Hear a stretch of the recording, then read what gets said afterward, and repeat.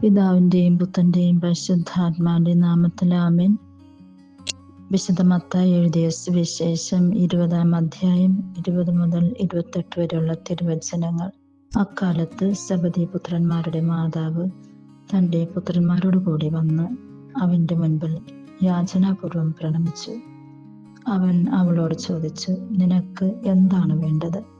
അവൾ പറഞ്ഞു, നിന്റെ രാജ്യത്തിൽ എൻ്റെ ഈ 2 പുത്രന്മാരിൽ ഒരുവൻ നിന്റെ വലതുവശത്തും അപരൻ ഇടതുവശത്തും ഇരിക്കുന്നതിന് കൽപ്പിക്കണമേ. യേശു മറുപടി നൽകി, നിങ്ങൾ ചോദിക്കുന്നതെന്താണെന്ന് നിങ്ങൾ അറിയുന്നില്ല. ഞാൻ കുടിക്കാൻ പോകുന്ന പാനപാത്രം കുടിക്കാൻ നിങ്ങൾക്ക് കഴിയുമോ? അവർ പറഞ്ഞു, ഞങ്ങൾക്ക് കഴിയും.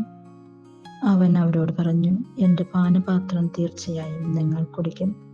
എന്നാൽ എൻ്റെ വലതുവശത്തും ഇടതുവശത്തും ഇരിക്കാനുള്ള വരം നിങ്ങൾക്ക് നൽകേണ്ടത് ഞാനല്ല, അതെൻ്റെ പിതാവ് ആർക്കു വേണ്ടി സജ്ജമാക്കിയിരിക്കുന്നുവോ അവർക്കുള്ളതാണ്. ഇത് കേട്ടപ്പോൾ ബാക്കി 10 പേർക്കും ആ 2 സഹോദരന്മാരോട് അമർഷം തോന്നി. എന്നാൽ യേശു അവരെ അടുത്ത് വിളിച്ച് പ്രകാരം പറഞ്ഞു, വിജാതിയരുടെ ഭരണകർത്താക്കൾ അവരുടെ മേൽ യജമാനത്വം പുലർത്തുന്നുവെന്നും അവരുടെ പ്രമാണികൾ അവരുടെ മേൽ അധികാരം പ്രയോഗിക്കുന്നുവെന്നും നിങ്ങൾക്കറിയാമല്ലോ. എന്നാൽ നിങ്ങളുടെ ഇടയിൽ അങ്ങനെ ആകരുത്.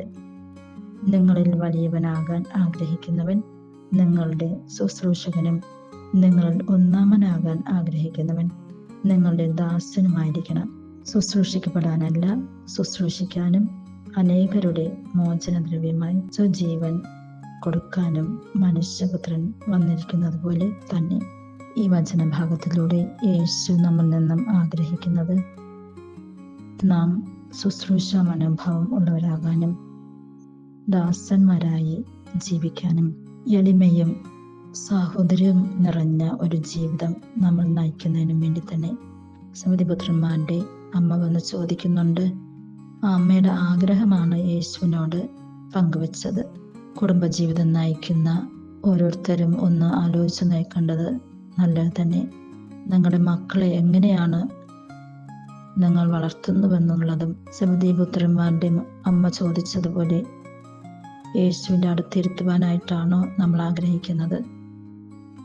നമ്മുടെ മാതൃക നിറഞ്ഞ ജീവിതം ഇതിന് സാക്ഷ്യപ്പെടുത്തും.